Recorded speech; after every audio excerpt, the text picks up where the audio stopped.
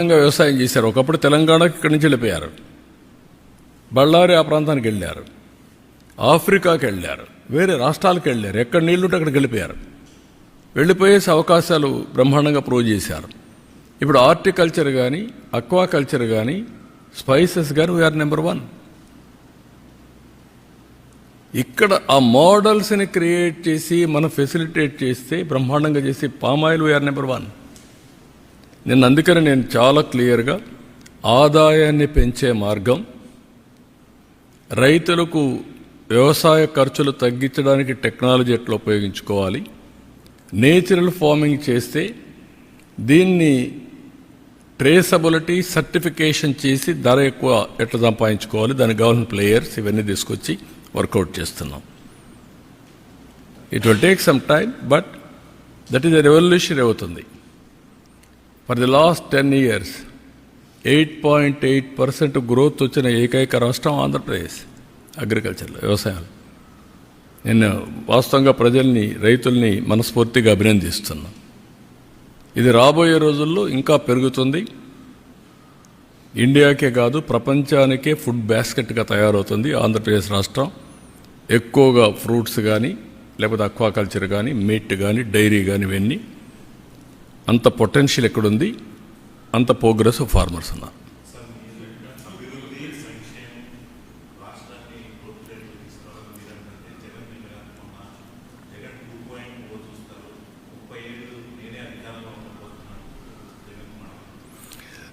నేను చెప్పేది, ఇప్పుడు ఆ గర్వం అనేది ఇప్పుడు ఢిల్లీ కూడా జరిగింది. ఇలాంటి మోడీలు ఎంతమంది వచ్చా నన్ను ఓడించలేరన్నారు కదా, ఏమైంది? అందుకే నేనేమంటానంటే హంబుల్నెస్, ఆ పద్ధతి. ఇప్పుడు అలాంటి వాళ్ళతో రాజకీయం చేయాల్సి వచ్చిన బాధ ఉంటుంది నాకు. Over a period of time నేను సిద్ధాంతపరంగా రాజకీయం చేశాను తప్ప వ్యక్తిగత రాజకీయాలు నేను ఎప్పుడూ చేయలేదు నా లైఫ్లో.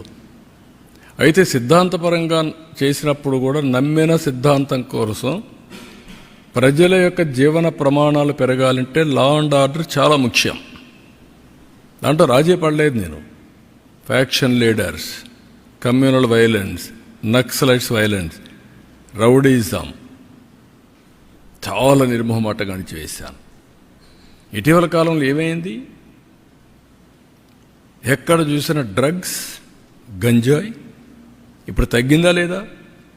కంట్రోల్ చేసామా లేదా? 7 నెలల్లో కంట్రోల్ అయింది. పూర్తిగా ఎరాడికైంది నేను చెప్పను. నేను ఇప్పుడు కూడా చెప్తున్నా మళ్ళీ, ఈ రాష్ట్రంలో ఎవరైనా గంజాయి పండిస్తే మాత్రం అది లాస్ట్ డే. ఎవరైనా ఆడబిడ్డల జోలికి వస్తే లాస్ట్ డే. గుర్తుపెట్టుకోండి, ఫర్మ్గా ఉంటాం, డిటర్మెంట్గా ఉంటాం. ఒకరోజు తప్పించుకుంటావు కానీ నువ్వు మళ్ళీ తప్పించుకోలేవు. వడ్డీతో సహా చెల్లించే పరిస్థితి వస్తుంది ఎవరికైనా సరే. Be responsible citizen. నీ పని నువ్వు చెయ్యి. నువ్వు ఈ రాష్ట్రంలో అందరి మాదిరిగా గౌరవంగా బ్రతకడానికి మీరు గౌరవంగా బ్రతకండి, అందరినీ గౌరవంగా బ్రతకనియండి. ఇష్టానుసారంగా చేస్తే ఎక్కడ అయినే పరిస్థితిలో ఉండదు. అట్లని చెప్పి రాజకీయ ముసుగులో నేరస్తులు చేరి ఇష్టానుసారంగా చేస్తే కూడా డెఫినెట్గా కట్టడి చేస్తాం. అది చేయకపోతే కూడా తప్పే అవుతుంది. మేము చేస్తాం, మీరు ఏమన్నా చేయండి. ఇష్టానుసారంగా మాట్లాడడం, నోరు బారేసుకోవడం, ఓకే మీరు నోరు బారేసుకుని నేను పారేసుకో, అది ఎప్పుడు నా జీవితంలో లేదు. బట్ యాక్షన్ మాత్రం డిటర్మెంట్గా ఉంటుంది, ఫర్మ్గా ఉంటుంది. నేనేమంటానంటే అప్పుడు అందుకే 95 సీఎం అన్నాను. నరేంద్ర మోడీ గారి పైన ఎంత ప్రచారాలు చేస్తున్నారు, ఏమైంది? ప్రజల అప్రమత్తంగా ఉండాలి. That is important.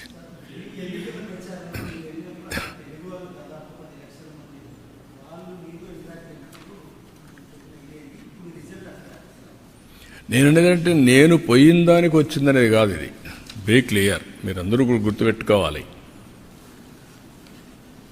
ప్రధానమంత్రి నరేంద్ర మోడీ గారి పైన నమ్మకం ఇది. ఆయన అవలంబించే మోడల్ ఈజ్ రైట్ మోడల్ అని ప్రజలు విశ్వసిస్తున్నారు. అందుకే 3 సార్లు గెలిచారు.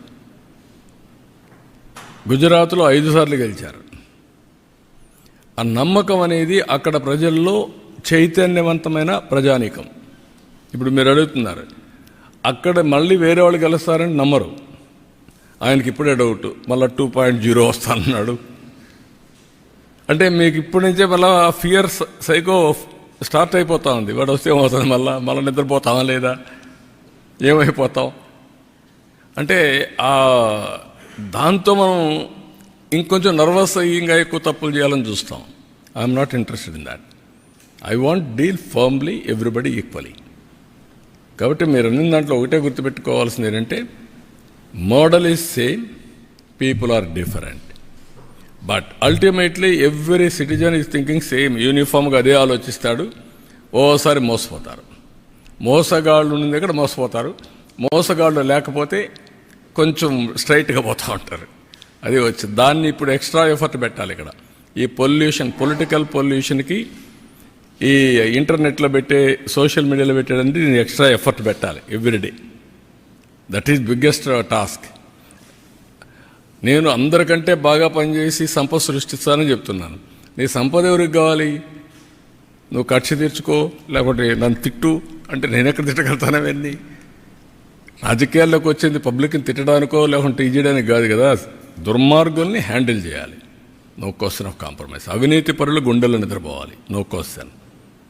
At the same time political victimization ఏం రాలా.